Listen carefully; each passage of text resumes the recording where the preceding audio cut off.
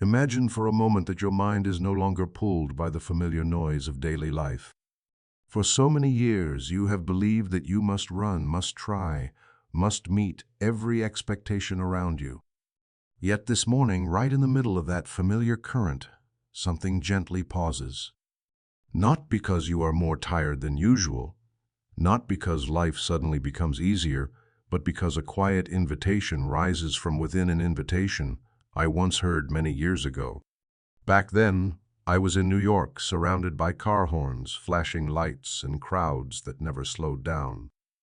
I thought that was the center of everything important. The constant busyness made me feel I was moving in the right direction. But one morning, as I stood waiting for the light to change, I suddenly felt as if someone had placed a gentle hand on my shoulder. There was no one there. No thunder, no voice coming from the sky. Only a strange moment of stillness. A silence that did not belong to that street, nor to the worries I had grown accustomed to carrying. It arrived and stayed beside me as if to ask, "Are you sure you want to keep living this way?" In that instant, I realized the noise of life was no longer enough to hide a quiet but powerful truth. We do not live by what we chase on the outside, but by the soft voice knocking from within. A voice that does not push or demand, only waits for you to turn back and listen.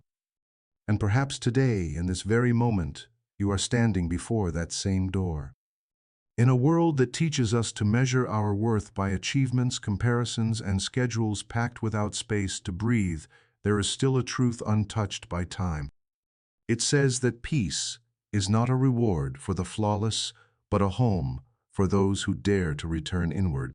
And to step into that place, you do not need to climb mountains or prove your worth. You only need one simple yet profound act to stop. Between the wide sky and the quiet corners of the soul, there is always a bridge being built. Not a bridge of steel or stone, but a bridge of light, a gentle light that guides you each time you lose your way. I stepped onto that bridge on a morning that seemed ordinary, and everything within me shifted from that point on. Not with the sound of thunder, but with the warmth of a soft breath. Some words do not come to make you understand, but to awaken you. They do not come to explain, but to help you remember. And if something in these words is touching you even slightly, then perhaps this is no longer just my story. It might be the calling meant for you. There are invitations that never turn into sound, yet they carry more power than any calling you have ever heard. They do not appear when you are trying to control your life. They often come when you are tired, when you are letting go, or when you unintentionally slow down on a day that seems ordinary. The invitation I am speaking of is not mystical. It is as simple as the first breath you truly notice after years of rushing. It is as soft as the light slipping through a door in the morning. And sometimes it arrives in the very moments when you no longer want to force yourself to be strong. When I think about this invitation, the image of Sarah returns to me. She was a 35-year-old woman working in finance, a place where people speak in speed and in performance metrics. Her sleepless nights did not come from lack of rest, but from a mind that had never tasted stillness.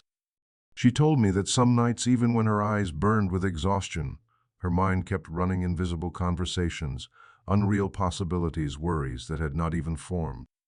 But one evening, while the air conditioner hummed and the hallway light slipped through the crack of her bedroom door, she felt a wide-open space appear behind her chest. It was not panic. It was not collapse.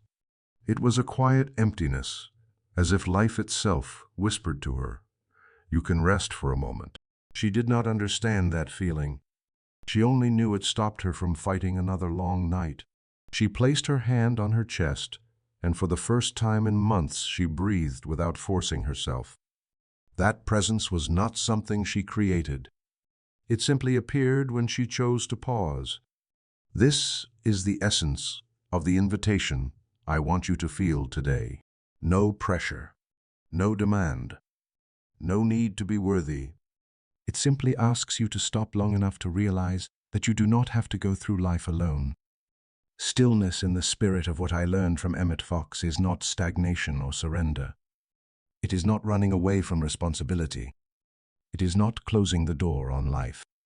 Stillness is a gentle state of awareness where you see your life not through the smoke of anxiety, but through the honest light of a clear mind. You are not stepping out of your life. You are stepping out of the chaos within you so you can see more clearly. And the strange thing is, when you step out of the chaos loses its power over you.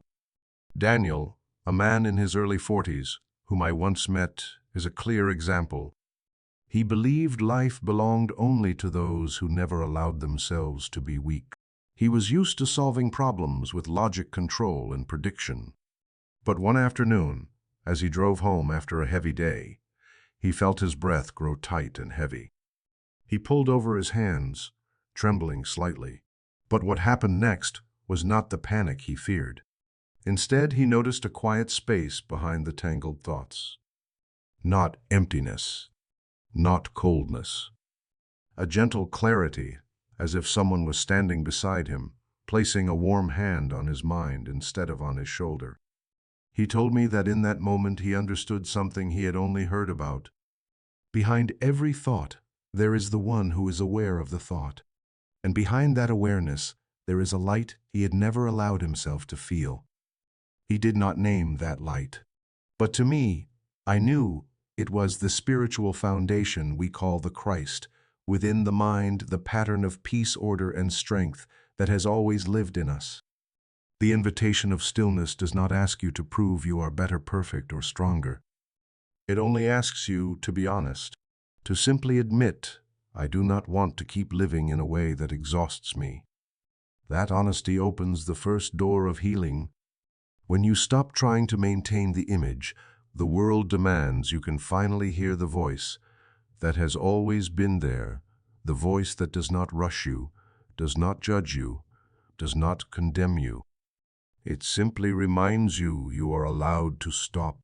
You are allowed to breathe. You are allowed to begin again.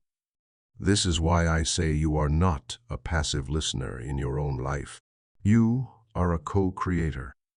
The voices that rise in your mind are not from the outside. They have lived within you all along.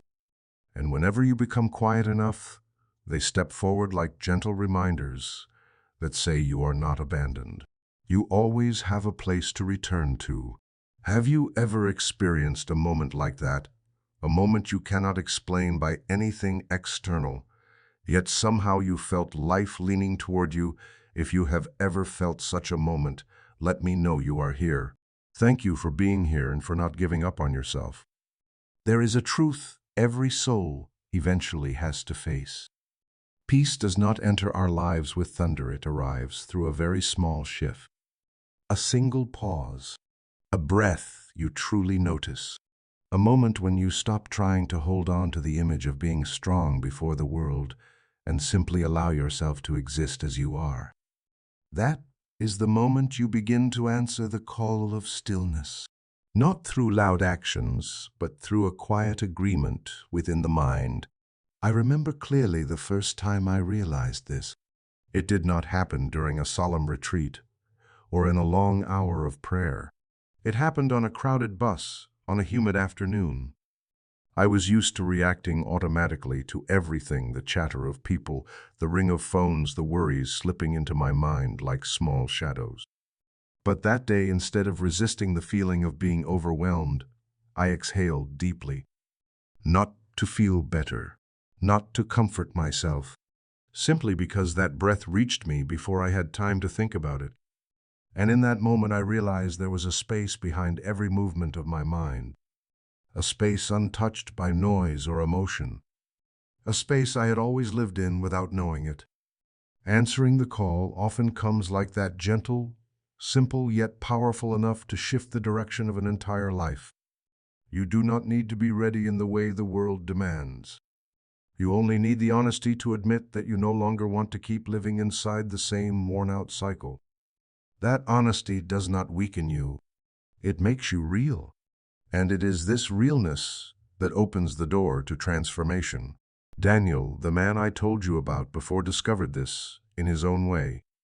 After that moment when he pulled his car over and sensed the light behind his mind, He did not become a different person overnight. But he tried one small practice. Before reacting, before falling into the familiar current of worry, he paused for a single long breath. Not to calm down, but to make room for clarity. And he discovered that between the inhale and the exhale there was a space he had never noticed. A space that did not push him to act. It simply invited him to see that he was not the thoughts running through his head, but the one who noticed them. People often misunderstand the spiritual journey as escaping life, abandoning responsibilities, or searching for perfect silence. But the truth is simpler. You do not need to withdraw from your life. You only need to step out of the inner chaos so you can see life more clearly. The answer is not in how far you go, but in whether you dare to pause long enough to see where you are. I once believed I had to do everything correctly, think correctly, pray correctly, before I could respond to the invitation of the Christ within the mind. But I later learned that there is no right or wrong in the moment of answering. There is only willingness. When you choose to stop, when you choose to breathe deeply, when you choose to recognize that you cannot carry the old burdens any longer, that is already the truest response.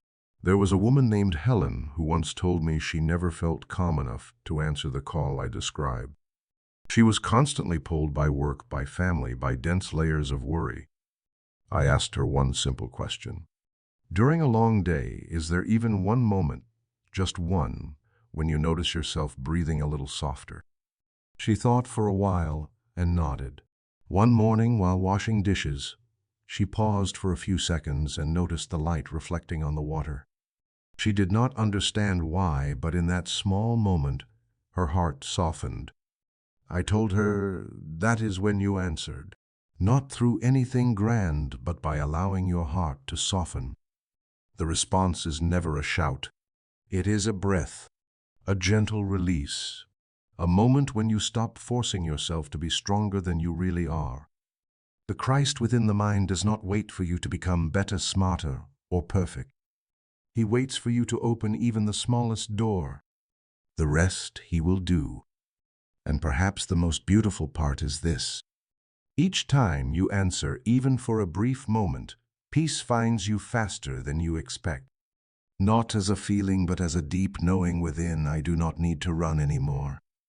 I am being guided. This knowing is the real foundation of healing. Have you ever felt a moment like that, just a small moment when you paused and a gentle stillness touched you? If you have, tell me what you were doing when it happened. Thank you for your presence. There is a moment in every spiritual journey that most people eventually reach, the moment when you begin to understand that everything unfolding in your life, from the smallest conflict to the greatest shift, begins in a place you rarely dare to look at, directly the mind. And the mind here is not the stream of fast thoughts, nor the impulsive reactions you often call your personality. It is a deeper and quieter ground, a place where the true seeds of your life are planted every day, whether you notice them or not. In the spirit of EmmetFox, the mind is not a box filled with scattered thoughts. It is a wide garden, and you are the only gardener. Every emotion you hold, every belief you repeat, every image you nurture in your imagination, each one is a seed trying to take root. Some seeds grow quickly, like a passing fear that turns into a day-long anxiety. Some grow slowly, like the quiet belief that you are not worthy, a belief that over the years becomes the habit of shrinking away from life. But there are also sacred seeds that can only begin to grow when you are still enough, honest enough, and open enough. I once met a man named Michael. He was the kind of person everyone assumed had a good life, steady work, a peaceful family, nothing to worry about. But after years of living that way, he began to feel an emptiness he could not explain. It was not about lacking anything material. It was as if he had lived too long with seeds that did not belong to him.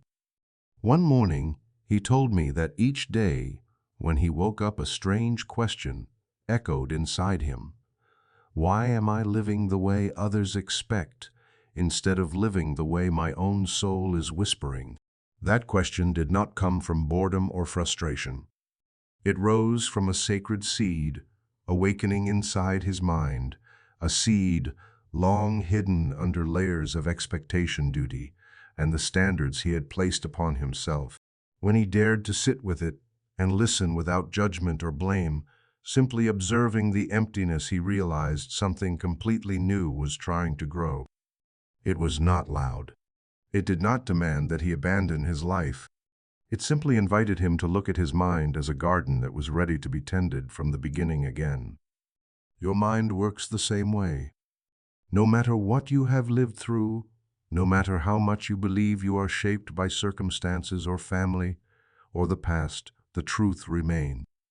Within you, there is a ground no one can touch but you, a place that has not been wounded by what happened, a place untouched by fear or judgment, a place pure and quiet, waiting for your return. This is where the Christ within the mind dwells, not as a distant figure but as the inner pattern of divine order, peace, and light. When Fox speaks of the Christ within, he is not referring to a religious symbol, but to the deepest structure of the soul, the part of you that knows the truth, that moves toward love, that understands you were created from light. When you think a good thought such as "I am guided, I am not alone, I am worthy of peace," it is not just a beautiful thought. It is a seed. And this seed, if nurtured with consistency, will reshape the entire garden of your inner life. On the other hand, if you repeat thoughts like "I only make things worse," "I am never enough, everything will fall apart," you are planting thorns. Not because you intend to, but because you have grown used to living inside old memories and old stories, placed upon you by others or by yourself. Someone once asked me, how do I know which seed is sacred and which one is born from fear? My answer was simple. A sacred seed always leads you toward openness. A fearful seed always makes you shrink. A sacred seed helps you breathe deeper. A fearful seed tightens your chest. A sacred seed makes you want to live honestly. A fearful seed makes you want to hide from yourself. You do not need to analyze too much. Just feel. Seeds of light carry a sense of ease even when they invite you to change. Seeds of shadow feel heavy even when they pretend to keep you safe.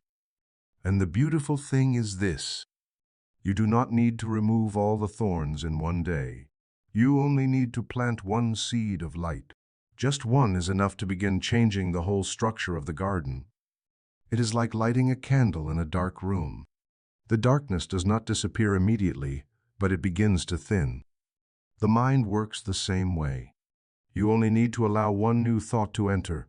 I am the ground of peace. I am not limited by what has happened. That seed will find its way to take root as long as you do not close the door to it. So, today, I am not asking you to change everything. I am simply inviting you to plant one seed. One new thought about yourself, one small ray of light, one quiet agreement. Let me ask you in your mind right now, is there a seed trying to sprout, even the smallest one that you can feel? You can share it if you wish, so I know you are here with me on this journey. I used to believe that peace was something I had to hold on to like a person slipping underwater, trying to grab anything to stay afloat. I thought peace was the result of solving every problem, every responsibility, every tangled emotion. Only when everything was in order would I be allowed to feel peaceful. And because life is rarely as complete as we hoped, peace for me back then always lived somewhere in the future, like a door that never fully opened. But then, on an ordinary morning in a very ordinary room, I suddenly realized something that changed the way I lived. Peace was not waiting for me. Peace did not need me to be perfect. Peace only needed my agreement. I remember that morning. The sky was a soft gray, no sun and no rain. I woke up with a long list of tasks and a mind that felt heavy like stone. When I looked in the mirror, the face staring back was not the face of someone lacking sleep. It was the face of someone who had spent too long fighting against themselves. I stood still for a few seconds, and without knowing why I placed my hand on my chest, right where I always felt tightened whenever stress grew too strong. In that moment I heard a very small sentence from within, not with my ears, but with a quiet inner knowing: you only need to agree. Not agree with pressure, not agree with fear. Agree to let peace in. I had never thought peace needed my permission, but it turned out that this was the only thing peace had been waiting for. My problem was not the lack of peace. My problem was that I had lived in defense mode for so long that anything gentle was pushed away before it could ever touch me. Peace cannot enter a mind that is locked shut, the same way light cannot enter a room when the curtains are drawn. From that day on, I tried one simple practice. Each morning before I rushed back into the world, I whispered a single sentence. Today I agree to let peace guide my thoughts. That was all. No bold affirmations, no long prayers, no search for special feelings, just agreement. I did not expect it to change my life. I simply wanted to see what would happen when I stopped controlling everything and allowed peace to enter without resistance. The first day, nothing seemed different, but I noticed I reacted less. When someone said something frustrating, I did not respond immediately. I found myself breathing before speaking. On the second day, the noise in my mind no longer clung to me the way it used to. The thoughts still came, but I stood apart from them like someone standing by the roadside watching traffic pass. I was not being pulled in. On the third day, just as I was about to get angry over something small, a soft feeling appeared in my chest. I was not trying to be calm. Peace stepped in before I could close the door. And then I understood this. Peace is a friend, not a stranger. It is always trying to enter, but it only enters when you pause long enough to say yes. I remember one stressful afternoon while driving across a bridge. Strong wind crowded traffic, my mind spinning. A difficult conversation from the day before still circling in my thoughts. Inside me was a small storm spinning endlessly. I felt myself being pulled into the familiar imagined scenarios. I should have said this: they are probably judging me tomorrow. I need to defend myself more. At that moment, the sentence I had practiced every morning rose on its own. I agree to let peace guide my thoughts. I did not force myself to remember. The sentence surfaced on its own like a seed that had taken root and was waiting for the right moment to rise. Immediately, something softened inside me. The worries did not disappear. The problems were still there, but a thin layer of mist fell between me and the storm. The storm could not touch me the way it used to. I understood then that peace was not something I created. Peace was something I allowed to move through me. There are still days when I get lost, when I'm angry, when emotions take over. But now I know the way home. Peace does not blame me when I forget. It simply waits for me to remember. And every time I remember, it returns faster, deeper, gentler. I realized the most important truth. Peace does not come from making life lighter. It comes from releasing my grip on the life I was trying to control. When I stop forcing myself to be strong, true strength appears. When I stop trying to keep everything in order, real order begins to settle. When I stop protecting myself from fear, love finally has room to enter. Today, I want to invite you to try what I once learned. You do not need to change your entire life. You do not need to solve every problem. You only need to say one small sentence. I agree to let peace come in. And if you want to let me know you are here on this journey, you can leave a simple message. I am ready to change. There comes a moment in the inner journey when you suddenly realize that what you have been searching for is not ahead of you, but resting in a deeper layer of the present moment. This is one of the softest yet most powerful truths I have ever learned. The kingdom Jesus spoke of is not a place, not a distant realm, not a reward after death. It is a level of consciousness, a state of awareness a spiritual position you can step into at any time as long as you remember how to return. The day I understood this, I was not in a church, not in a solemn ceremony, and not reading a page of scripture. I was sitting alone on an old wooden bench in a park. The wind was gentle, the sky was ordinary, everything was simple and unremarkable. But in that simplicity I saw something I had never seen before. I was no longer being dragged by the stream of anxious thoughts running through my mind. The thoughts still appeared, still buzzed as usual, but I stood at a distance from them. I was not trying to stay calm. I was not forcing myself to be positive.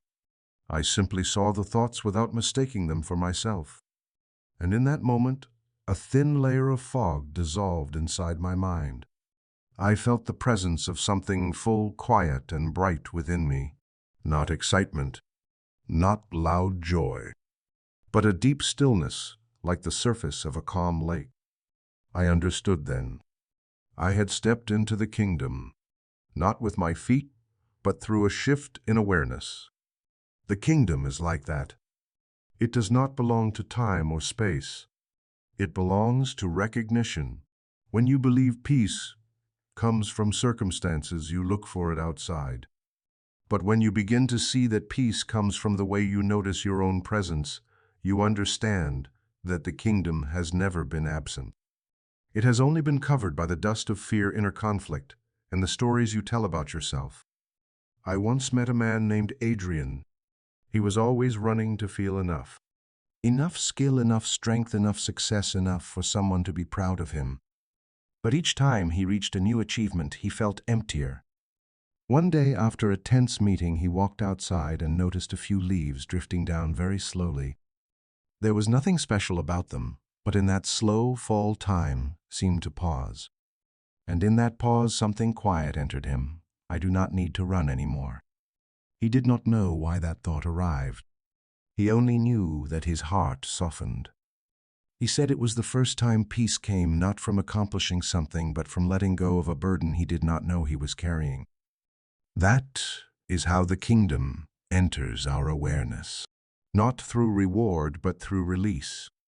Not through control, but through the loosening of the hand that has held life too tightly. When Jesus said the kingdom of God is within you, he was removing one of humanity's greatest illusions, the illusion that wholeness lies outside of us. The kingdom is not a place you reach through effort. It is a place you recognize when your mind becomes clear. He was not giving us a map. He was pointing to the location. You do not need to wait for conditions to change to enter the kingdom. You only need to change the direction of your gaze. From what is missing to what is present. From what you fear to what you know deeply within. From the surface chaos to the stillness at the bottom. When the kingdom opens, you will notice very small but unmistakable signs. You begin to hear yourself more than the noise outside. You feel lighter even though nothing around you has changed. You can remain still in front of something that once overwhelmed you. You feel guided by a gentle but steady order. You no longer feel lacking, even if you do not yet have everything you desire. This is because your consciousness has shifted. And when consciousness shifts, reality shifts with it. The kingdom is clarity. And any moment you step into clarity, you step into the kingdom. No rituals, no miracles, no certification. Only the recognition of the stillness behind every movement. One day, a friend asked me, how do I know I am in the kingdom? I said, when you no longer rush to become someone else. When you can simply be yourself in the peace of the present. When you no longer need to fight to be accepted.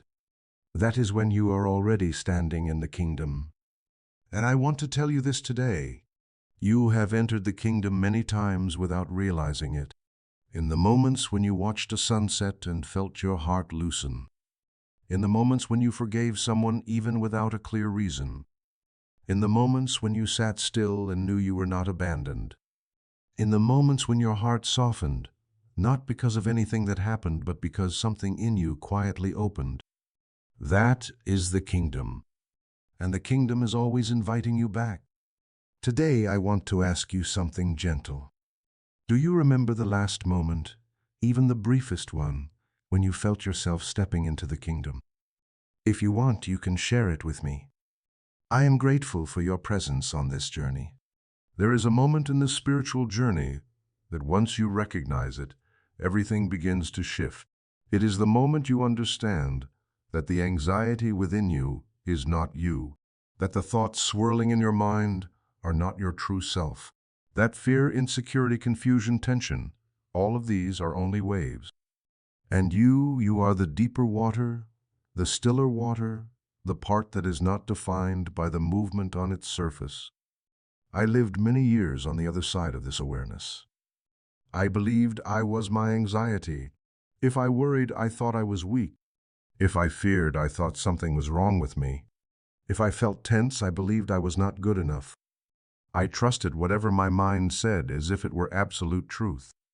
But one day, while sitting in a quiet room after a long afternoon, I heard a soft voice within me. You are not what you think. You are the one who sees what you think. That moment was not a dramatic revelation. It was like a small spark falling into a dark space. But that small spark made me pause, breathe deeply, and realize that for years I had been trapping myself inside a role my mind had written. When EmmetFox said that the outer world is only a reflection of the inner world, he was pointing to this. An anxious self creates an anxious world. When you believe you are fear, the world around you reflects images of fear. You see everything as a threat. You interpret small things as danger. You imagine future storms even when the sky is clear. But when you become the observer, the one standing behind, thought, the world changes. You no longer see through the smoke of fear, but through the light of awareness. I saw this clearly in someone named Laura. She had lived through many hardships, and because of that, her mind had developed a habit of overvigilance. When someone spoke with a hint of irritation, she immediately thought they disliked her. When work shifted slightly, she believed danger was coming. When someone was quiet, she assumed they were upset with her. These thoughts came so quickly, she had no time to distinguish what was real and what was only the echo of her past. One day in conversation, I asked her, "Do you notice that you are not the one who is worrying, but the one who is observing the worry?"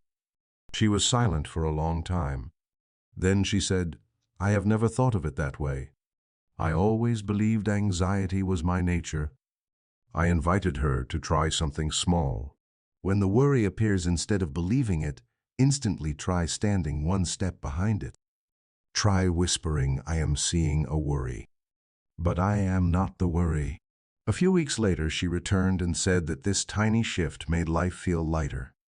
It did not make her anxiety disappear, but she began to see that anxiety was only clouds passing, and she was the sky. This is the shift I want to speak to you about. When you move from the anxious self to the observer, something strange happens. The worry is still there, but it no longer has authority over you. It becomes like a child seeking attention. But you, the gentle and mature observer, can look at the child without fear, without chasing it, without confusing yourself with it. The truth is that the mind never stops talking. It talks when you wake up. It talks when you drive. It talks when you eat lunch. It talks even when you try to sleep. But when you become the observer, you begin to recognize that this voice is only the echo of habit. It is not the voice of your soul. The soul does not shout. The soul does not threaten. The soul does not scare you. The soul only whispers softly but truthfully. One of the greatest shifts in my own life happened on a very quiet evening. Anxiety in me was running its familiar loops, the uncertain future responsibilities, expectations, all pulling me into a storm. But instead of fighting it for the first time, I stood still and watched without reacting. I did not try to push it away. I did not try to fix it. I simply watched, and for a few seconds I felt a separation. The anxious movement was the mind, and I was standing outside it like someone watching the rain fall from the doorway. Just those few seconds were enough to open something new. I no longer needed to fight my mind. I only needed to notice it. When you become the observer, you see that anxiety no longer has the power to define you. It simply passes. And when it passes, you begin to live from a deeper level, the level of clarity, the level of the Christ within the mind, the level of the unchanging awareness inside you. This does not remove challenges from life, but it prevents challenges from swallowing you whole. You no longer live like a leaf in the wind pulled wherever the mind wants. You live like a tree. You may tremble, but you do not lose your root. Today, I want to ask you something to keep our connection alive.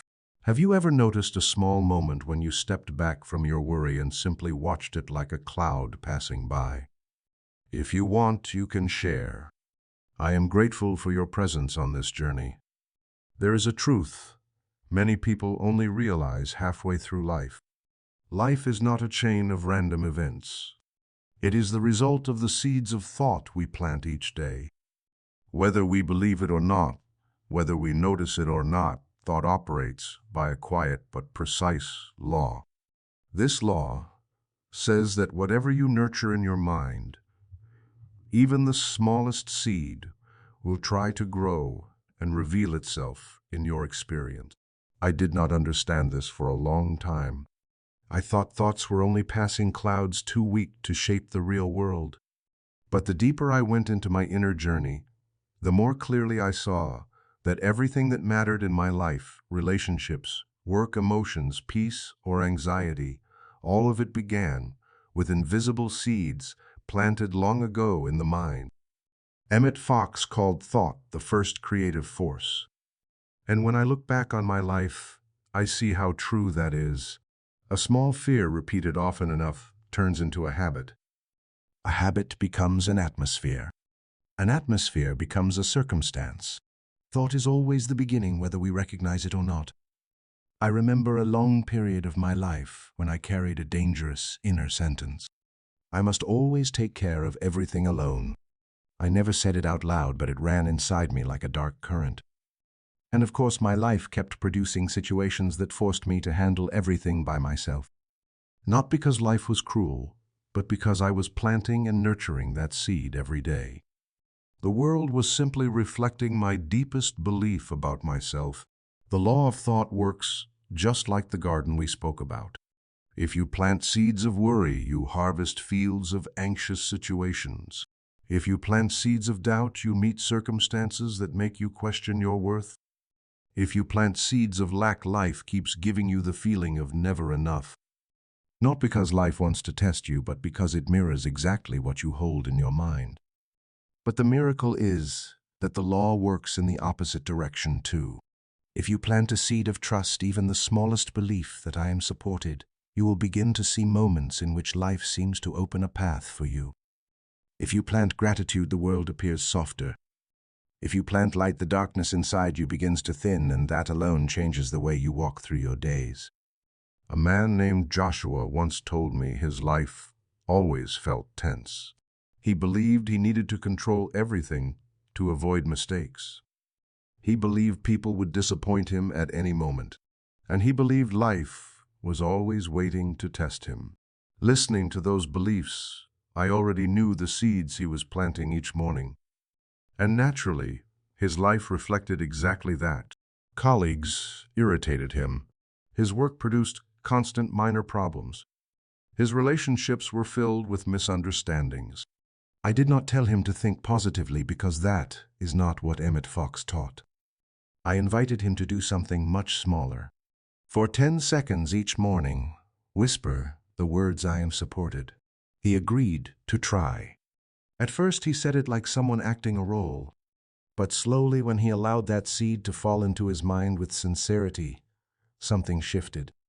He no longer felt alone. In moments that once felt tense, he felt softness. And life, like a mirror, began to change its tones. Not all at once, not instantly, but unmistakably. This is the power of the law of thought. It does not respond to your words.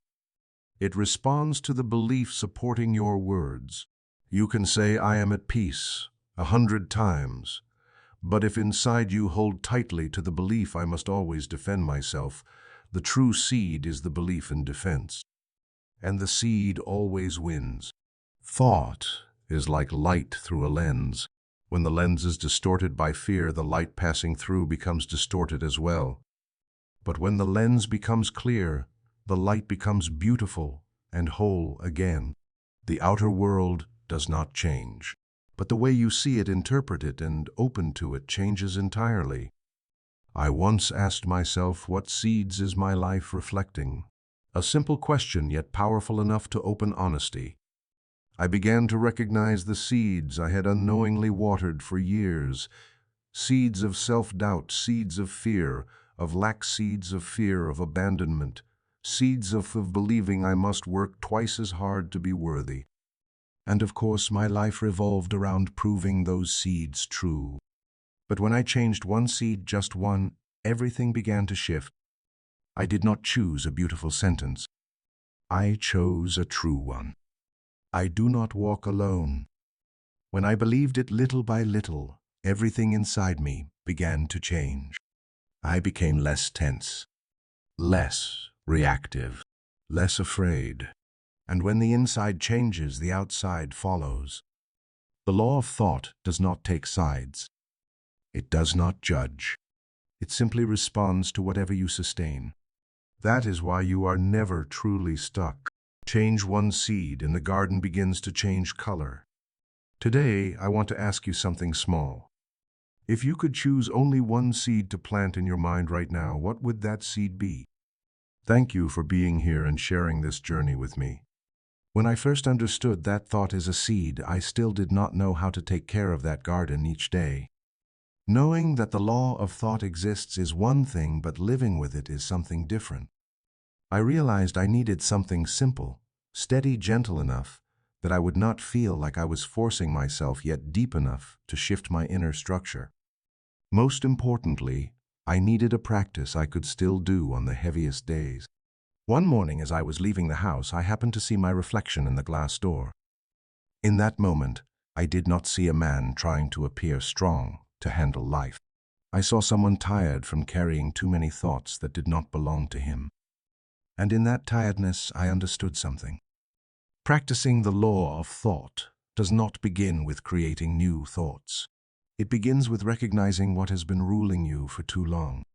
I breathed deeply, placed my hand on my chest, and quietly said, today, I let my thoughts serve peace, not fear. That sentence was not a positive slogan. It felt like a quiet agreement between me and myself, an invitation for the mind to return to its original place, a creative tool, not a ruler. To live with the law of thought, you do not need to control every thought that appears. You only need to change your relationship with them. Thoughts are not enemies. They are small waves on the surface of the water. The problem is not the waves. The problem is that we think we are the waves. When we realize we are the deeper water, the practice becomes gentle. One of the simplest methods I used was to notice the direction of a thought. Whenever a thought appeared, I stopped checking whether it was right or wrong, positive or negative. I only noticed where it was leading me. Some thoughts pull me downward into worry, into contraction, into the sense of needing protection. And some thoughts lift me up into trust, into openness, into the feeling that I do not walk alone. Practicing the law of thought does not require eliminating the thoughts that pull you down. You only need to choose not to follow them. A thought only has power when you give it permission to lead you. If you simply observe without walking with it, it fades like a cloud. I remember walking into a meeting I knew would be tense. The familiar inner lines started to appear. Be careful not to be misunderstood. Prepare to defend yourself. They will not agree with you.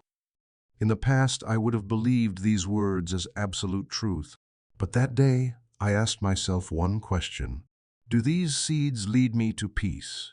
The answer was clearly no. So I did not fight the thoughts or push them away. I simply chose not to let them guide me. Instead, I placed another thought in front of me. I walk into this room with clarity and peace. The strange thing was that the whole meeting felt lighter than I expected. Not because others changed, but because I entered with a different seed. In the law of thought, what matters is not how many nice sentences you speak each day. What matters is the state you actually believe in. Thoughts shift quickly. Belief, the soil where thoughts take root, is what nourishes or suffocates the seed. If the soil is covered with doubt, the seed struggles. But if the soil is soft, meaning your mind is willing to open, willing to try, willing to take one small step toward light, the seed takes root faster than you imagine. I used to do a small practice each night. For 2 minutes, I closed my eyes and asked, what seeds did I plant today? Not to judge myself, but to recognize. Some days I planted seeds of peace. Some days I planted seeds of worry. But seeing it clearly helped me understand the garden I was nurturing. And once I saw it, I could begin to change it. The beauty of the law of thought is that it does not demand perfection. You do not need to keep your mind clear all day. You only need to return more often. Each return is a moment you choose a different seed. And each time you choose a different seed, the garden changes a little more. I once explained this to a friend named Grace. She said she could not maintain peaceful thoughts because her mind was too busy. I told her, that is fine. Peace does not need much. It only needs 2 seconds. And I guided her to try this. Whenever possible, whether sitting in the car washing dishes or waiting for the elevator, take one breath and quietly say, I choose the thought that leads me to peace. She tried it. A week later, she said, the surprising part is not that my worries disappeared, but that I stopped believing them so much. That is what the law of thought truly does. It does not erase thoughts. It simply loosens your belief in the ones that hurt you. Today, I want to ask you something gentle. Are you willing to give yourself 2 seconds a day to return to your seed of peace? If you are, let me know you are here in this journey. There was a stage in my journey when every effort to find clarity outside brought me back to the same point. I could not keep living through what others told me about truth. I needed to go to the place where truth was speaking directly to me. And strangely, that place was not in a book, not in a sermon, not in carefully arranged advice. It was in the deepest stillness within me, where the real sermon was being spoken without a single sound. The first time I sensed this, I was reading the Sermon on the Mount. I had read it countless times before, and in my younger years I saw it as a collection of noble teachings and moral standards to aim for. But that day, sitting beside a window, slightly open, the curtain moving gently in the breeze, something entirely different happened. The sermon was no longer on the page. It was in my awareness. The written words were only a doorway. The real sermon was being spoken inside me in the language my inner mind could understand at that exact moment. I realized then that the sermon was not a list of rules. It was a map of consciousness, a map leading me from where I stood to where my soul longed to return. Each sentence felt like a small path with a soft light illuminating each step. And the most beautiful part was this: none of the paths were far away. Every one of them began within. I remember clearly the moment when the line, "Blessed are the pure in heart," touched me in a way I had never felt. It no longer felt like an instruction to become better. It became a reminder that there was a place inside me already pure, untouched by the world, and if I was willing to sit still long enough, I could see the world through that place.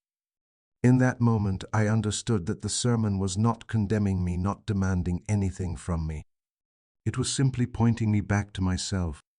Then I came to "Blessed are the meek." I used to think meekness meant weakness. But that day, when my mind was exhausted and worn, the sentence came like release. I saw that meekness was not shrinking back. It was dropping the inner battle that had no purpose. It was letting myself soften so true strength could enter. The sermon was not asking me to be strong. It was inviting me to stop using strength in the old way. Little by little, every sentence in the Sermon on the Mount became a mirror reflecting the exact state of my inner world at that moment in my life. When I was in chaos, blessed are the peacemakers reminded me that peace was not something I had to attain. It was something I was invited to express. When I felt empty, blessed are the poor in spirit showed me that emptiness was not failure. It was an opening for something new. That is why I say the inner sermon is a map. It is not fixed. It is alive. It shifts as your level of awareness shifts. Each time you return to it, you hear something different, not because the words have changed, but because you have. And the sermon speaks exactly what you need at the moment you are ready to receive it. There have been days when I entered life with heaviness. Everything felt against me. I did not know where to begin to regain clarity. On those days, I simply closed my eyes, remembered one small line from the sermon, and whispered, "Let the sermon within speak." What always happened was the same. A lightness appeared in my heart, a space where I could breathe without sinking into the chaos. And in that space, a soft and bright thought rose not from the ego, but from a deeper place. That was the sermon speaking. I have come to see something important. Every person has this inner sermon, whether they have read the Sermon on the Mount or not. The sermon does not live in the book. It lives in your ability to recognize the light that has always been within you. The written teachings are only reflections of what the soul already knows. I believe each person has a moment when this inner sermon speaks a voice, not of words, but of quiet clarity. It may be the moment you watch a sunset and suddenly know you have been running too fast, or the moment you look into the eyes of someone you love and feel yourself soften, or the moment you reread a familiar line and see it with entirely new meaning. These moments are the inner sermon at work. I once thought the spiritual path was about discovering something new. Now I understand it is about remembering what the soul has always known but the mind has forgotten. The inner sermon is the reminder that brings you back little by little. Today, I want you to know that you are not lost. Not ever. Because within you, there is a living map, a sermon that keeps whispering, keeps inviting, keeps shining on the next step. You do not need to see the whole path. You only need one step, and the sermon will point the way. Let me ask you something gentle. Has there been a sentence, an image, or a moment lately that felt like the inner sermon speaking to you? If so, I would be grateful to hear you share it. There was a time in my life when every effort to hold on became useless. I tried to hold on to what was familiar, tried to hold on to control, tried to hold on to the image I had carried for years. But the more tightly I held things, the more I felt myself being pulled down by the very weight I was clinging to. One evening, sitting alone in my room while the city outside was glowing with lights, I felt so exhausted that I no longer wanted to try. In that exhaustion, I let go. Not letting go of my life, but letting go of the burden I thought I had to carry. And in that very moment, I realized what my soul had been trying to tell me. Emptiness is not loss. Emptiness is the doorway through which new life enters. From that day, I began to see the line, "Blessed are the poor in spirit," differently. I used to understand it as sacrifice or lack. But when I looked at my own journey, I saw that being poor in spirit was not about lacking. It was about opening. It was not losing value. It was daring to set down the layers of defense, the layers of self-assertion, the layers of pride that had covered the light within me for too long.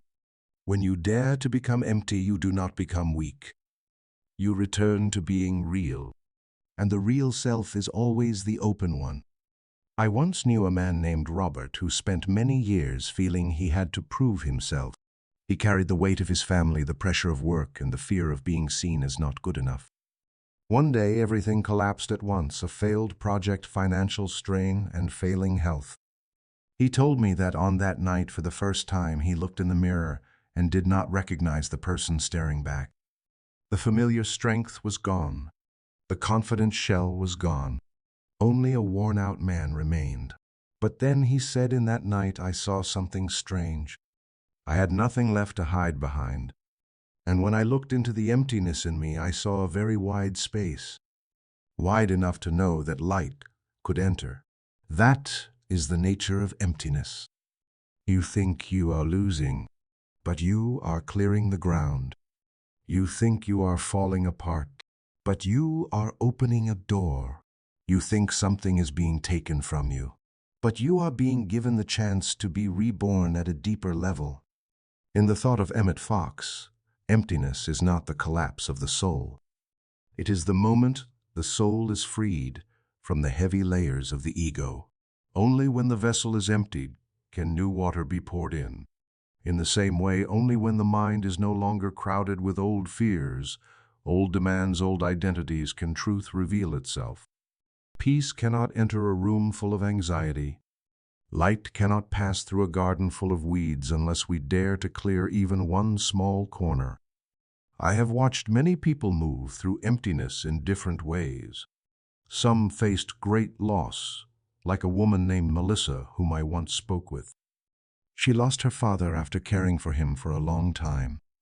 For months, her heart felt like a dark room with no light. But in her grieving, she began to feel something else. Softness. She became slower, deeper, more attentive.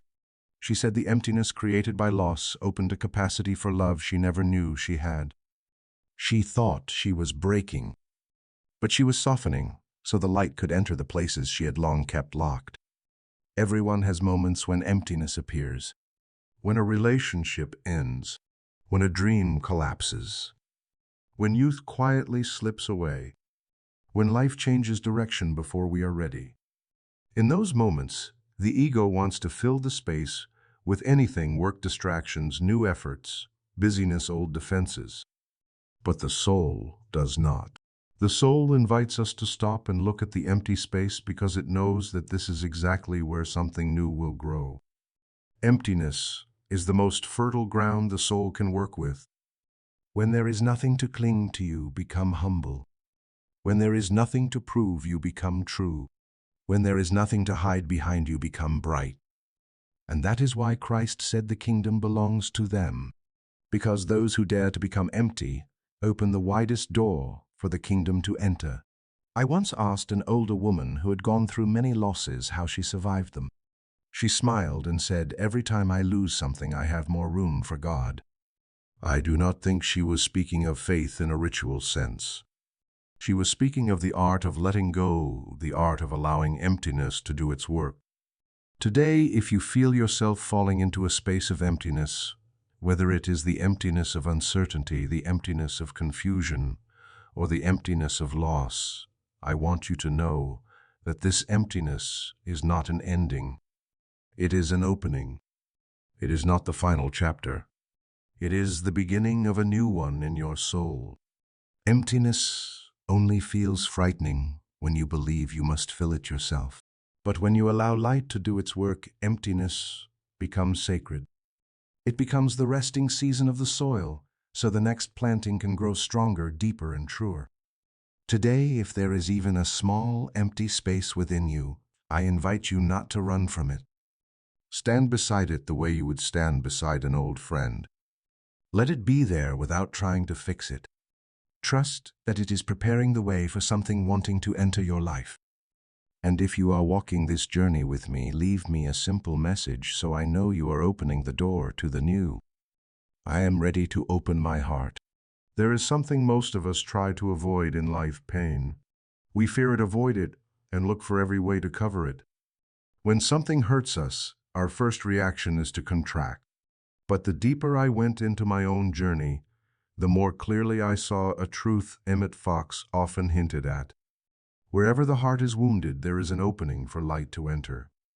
Not because suffering is beautiful, but because every hurt breaks a wall we have built around the soul for too long. And when that wall cracks, something sacred can pour in. I remember meeting a woman named Evelyn. She had gone through a divorce that shattered her world. She told me that for months she felt like someone walking through a dark ocean at night, seeing no shore, No direction, only the sound of painful questions crashing inside her mind. Her eyes were red as she spoke, yet her voice was calm. I asked her what helped her rise after days when she felt she could not stand. She looked at me for a long time and said, "When my heart broke, I finally saw something I had never dared to see. I had not been living true to myself for a long time. The pain cut away my illusions, and in that opening, truth entered. I carried her words with me for years. Truth cannot enter a heart full of assumptions, defenses, and long-held fears. But when the heart is wounded, that shell breaks, and truth, whether softly or quietly, finds a way in. Pain is not punishment. It is opening." This also happened to a young man named Nathan. He had lost a career opportunity he had placed all his hopes on. In his eyes, it was the greatest failure of his life. He remembered the moment he received the news. His whole body went cold as if his worth had fallen with it. But a few weeks later, when the emotion settled, he told me that the loss taught him something larger. He realized he had tied his sense of worth to something he could not control. The loss did not destroy him. It only destroyed a false belief he had been living on. When I heard him speak, I understood something. At the deepest level, pain does not weaken us. It dismantles illusions. It shows us what is real. And when what is real appears, peace comes. I myself lived through a moment when pain made me want to close my heart completely. It was the pain of losing a dear friend. I tried to be strong. I tried to bury it under work. I tried to drown the memories. But the more I pushed it away, the harder it returned.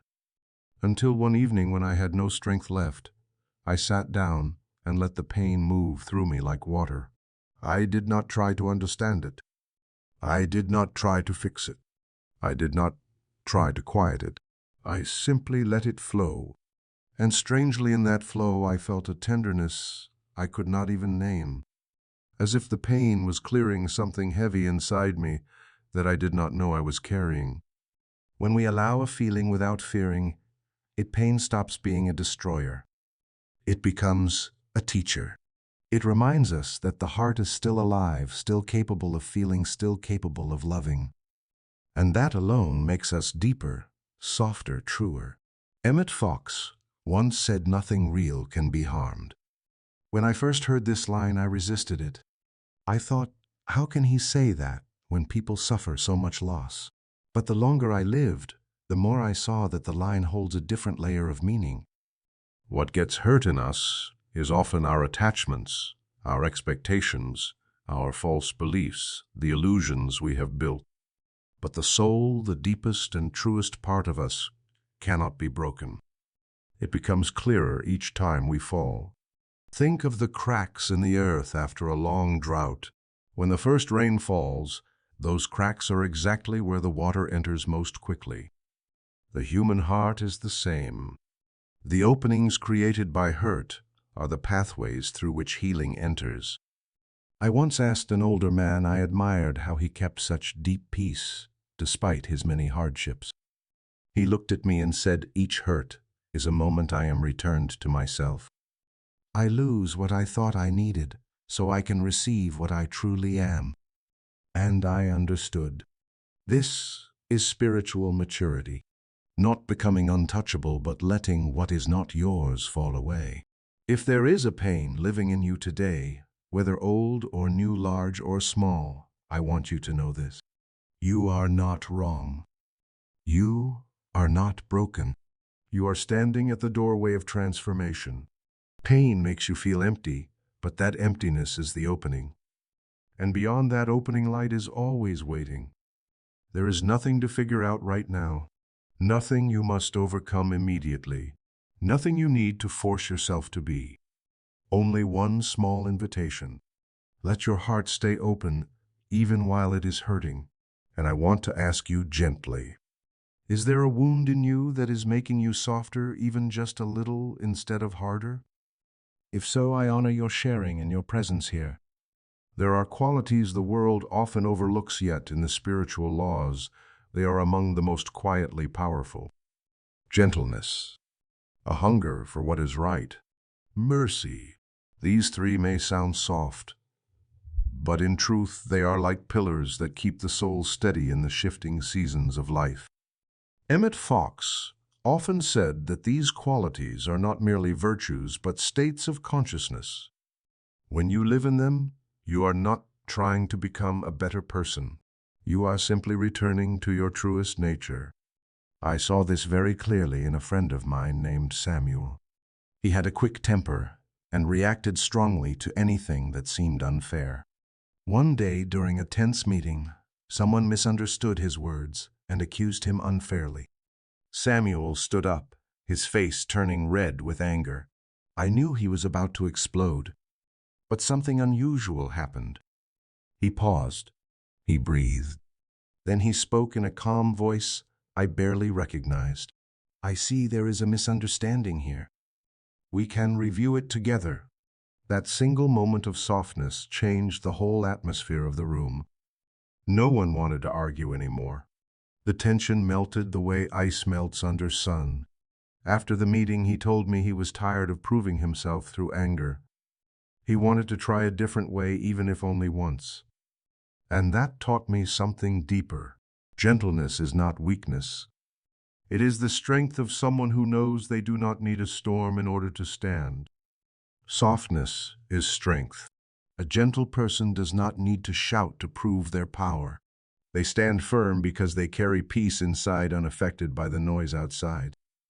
They refuse to be dragged into battles of the ego, and it is precisely this steadiness that gives them real influence. Then there are those who are moved by another force, the hunger for what is right. Not perfectionism, not harshness toward self or others. Righteousness, in this sense, is the honesty of the soul. It is the desire to live in alignment with the inner light. It is the deep longing that keeps you from settling for anything half true, half alive, or half yours. I met a young woman named Allison who carried such a longing. She had a stable job and a comfortable life, but inside she felt a fire that had been burning for years. She could not understand why she always felt something was missing, even when everyone around her said she was living a good life. She tried changing her job, her surroundings, her habits, but the fire remained. It did not destroy her. It simply refused to let her sleep in the comfort of something too small for her soul. Then one day, she said she wanted to live according to what felt true inside her, not according to what others expected. She began studying a field entirely new to her. It was not easy. It demanded courage, uncertainty, and a deeper trust in inner guidance. But through her stories, I saw that the fire for what is right never comes to burn us down. It comes to lead us. It refuses to let us settle for the small, because the soul is not meant for the small. It invites us to grow, expand, and live honestly. If gentleness is the strength that helps you stand, then the hunger for what is right is the fire that helps you move. And then there is mercy, the doorway back to yourself. No one taught me mercy more deeply than a woman named Janet. She had been betrayed by friends in a major project. The wound hurt her for months, but when she had the chance to retaliate, she chose not to. Instead, she told me she decided to let go, not because the others deserved it, but because she understood that if she held on to resentment, she would become someone living inside the very thing that had harmed her. Mercy is not forgiving because the other person is right. Mercy is forgiving because you want to return to your own peace. In spiritual law, mercy is not simply a noble act. It is liberation. It cuts the chain that ties you to the event that hurt you. It gives you freedom long before it gives any freedom to the other person. Mercy is the doorway to the lightness of the soul, because no light can enter a heart clenched in bitterness. These three qualities, gentleness, the hunger for what is right, and mercy, work together like three breaths of an inner life, guided from within.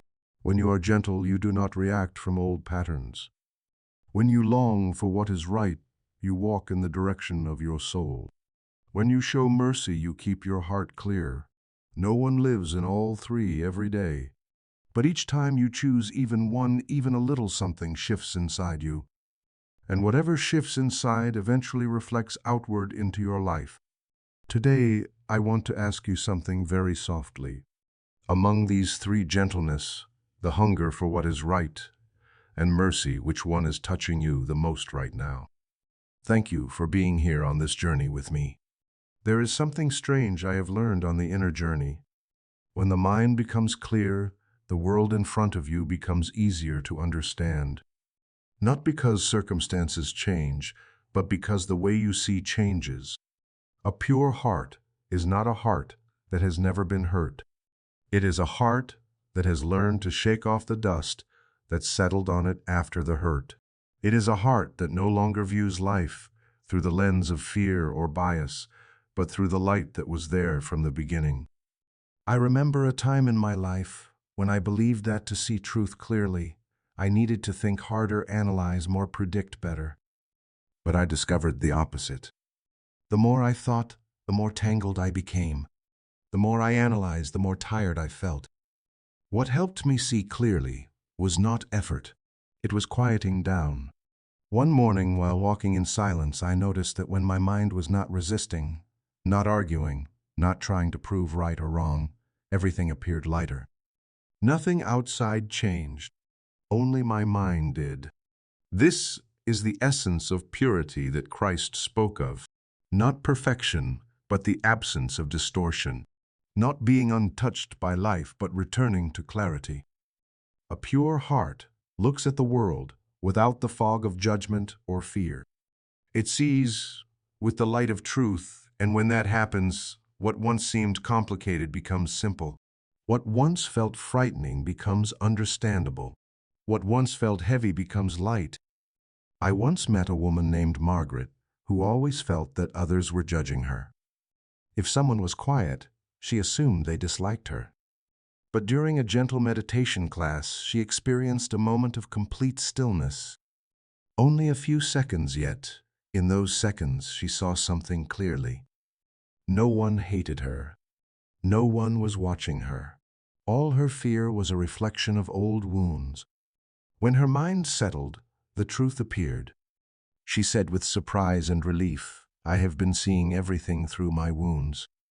A clear mind is not rare. It is natural. Fear is what is artificial. When fear dissolves, clarity returns the way clear water returns after rain.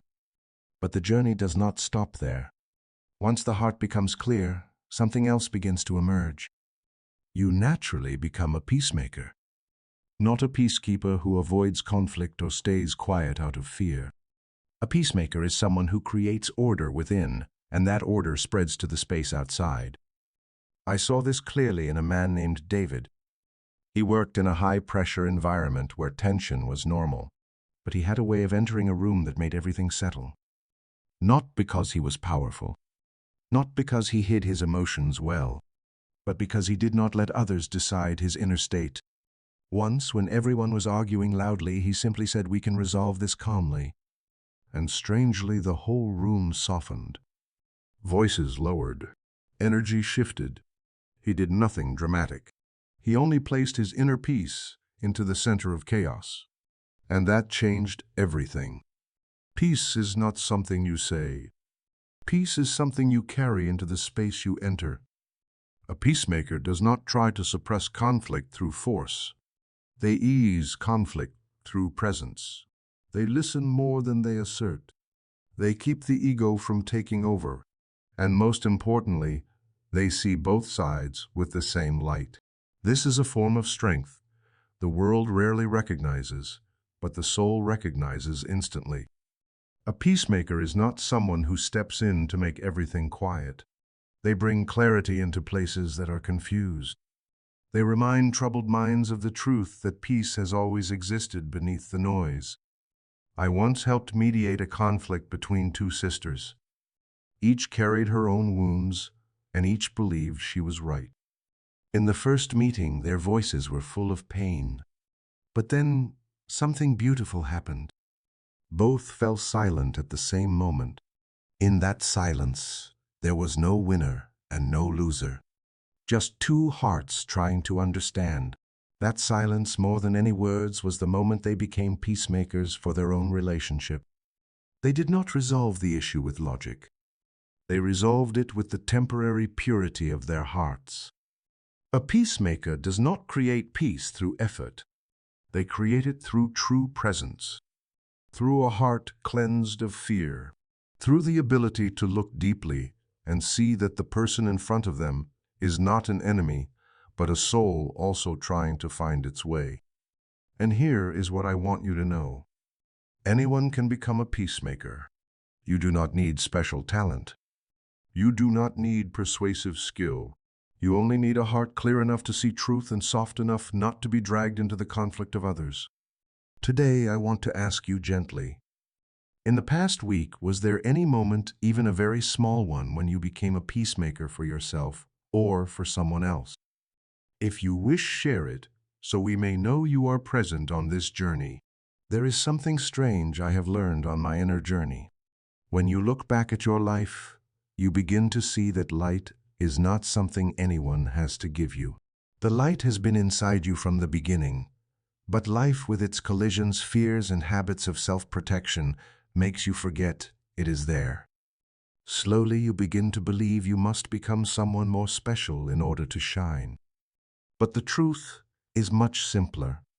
You do not have to try to shine. You only have to be true, and the light will find its own way out. I once met a man named Matthew who never believed he had any influence on anyone. He lived quietly, worked steadily, and never said anything grand. Yet every time I spoke with him, I felt a deep peace coming from him. Not because he said wise things, but because he lived with an inner steadiness he did not even realize he carried. One day I asked him how he managed to stay so calm in the middle of life's pressures. He smiled and said, "I do not think I'm good at anything. I just try not to add more chaos." And in that moment, I understood. Sometimes the brightest light does not come from someone trying to shine, but from someone who simply does not add more darkness to the world. Life is about being a witness, not proving, not arguing, not persuading. A person with true light does not need to show it. They only need to live with it, and others will feel it. This is what many people forget. Light makes no noise. It appears in quiet ways, in the way you face difficulty, in the way you keep your heart from becoming bitter in the face of injustice, in the way you choose gentle words when others choose to shout, in the way you walk through life without adding harm to places already full of brokenness. I remember standing in a room full of people arguing. Everyone wanted their voice to be the loudest. Everyone wanted to prove they were right. The air was thick with ego. Then an older woman stood up and spoke very softly. "I think we are forgetting why we came together in the first place." Her words were simple, but she spoke with such clarity of heart that the whole room softened. People began to breathe, sit down, and the discussion continued in a completely different atmosphere. She did not use logic. She used presence. And presence is always stronger than words. Light is not something you hold. It is something you become. A person with light is not perfect. They are simply someone who has stopped chasing what hides their own brightness. They do not try to be strong because they know true strength is quiet. They do not try to be special because they know specialness is already part of their being. They do not try to convince others of what they believe because truth is shown through living, not arguing. I once asked an older friend of mine, James, how he managed to keep his peace despite going through many storms in life. He said he never tried to become a better person. He only tried to be true. When you live true, the light in you will shine by itself, and that light will speak for you, guide you, and help others remember their own light. I carried his words for a long time. They helped me see that being true is not selfish. Being true is a gift you give the world, because what is true always carries light. We tend to think light must look like something big: success, status, achievement, recognition. But light often appears in places we least expect. in a father quietly sitting beside his crying child, in a mother who does not blame her child for failing, in a friend who shows up just when you need them and asks for nothing in return, in a stranger who smiles at you on a heavy day. Light is made of small actions coming from a very deep place, the place where the human soul is free. When you live from your inner light, you become a steady point for others without realizing it. You do not try to help them, but your presence helps them remember they have light too. This is how light spreads, not from the strong to the weak, but from the remembering to the forgetting. And you never know how one quiet moment of peace or kindness or authenticity from you might change something in the life of another. Many people today are tired from trying to be better in the eyes of others. But what the world needs is not perfect people. What the world needs is people who remember their own light. When you live from that place, you become a living reminder of the peace every heart longs for. If you feel you are not bright enough today, I want you to know this. You do not need to shine more. You only need to be more true. Light always appears when the inner shadows are laid down. And each time you choose truth, choose kindness, choose listening, choose not to wound someone, even when you could, your light grows a little stronger. So let me ask you something very gently. Was there a small moment in the past week when you felt your inner light shining, even for just an instant? I would be very glad to hear you share it. There are moments in my life that I remember very clearly, not because they were loud or dramatic or filled with upheaval. I remember them because they were so silent that I no longer knew where I ended and where life breathing inside me began. They were moments when every quiet resistance simply stopped. Every mask I had ever worn fell away. Every question of right and wrong, gain and loss, dissolved like dew in sunlight. I was no longer seeking anything outside myself, and I was no longer demanding anything from within. There was only a deep and soft stillness, as if all of life had placed a hand on my shoulder and whispered, "You do not need to try anymore." When I speak of this silence, I do not mean escape or numbness. I mean the silence the soul recognizes as home. A room with no whisper of anxiety, no footprints of the past, no shadows of the future. A place where the mind finally agrees to sit down and stop defending itself. This silence is not something you create. It is something you return to.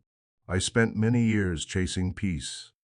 I tried to find it in the approval of others, in achievements, in long conversations, in distant travels. But peace did not live in those places. Peace did not enter my life when I was running, grasping, or fighting to feel worthy. Peace came only when I stopped, when I no longer needed to become anyone other than who I already was, when I no longer needed to control the flow of life, but began to trust that the flow knew more than I did. I remember one sunset standing before the vast ocean when I realized that peace had nothing to do with how many problems I had solved. It had everything to do with whether I could allow myself not to be defined by any of those problems. The wind touched my face like an ancient whisper. You do not need to understand everything. You do not need to do everything. You do not need to be strong all the time. You only need to open enough for me to enter.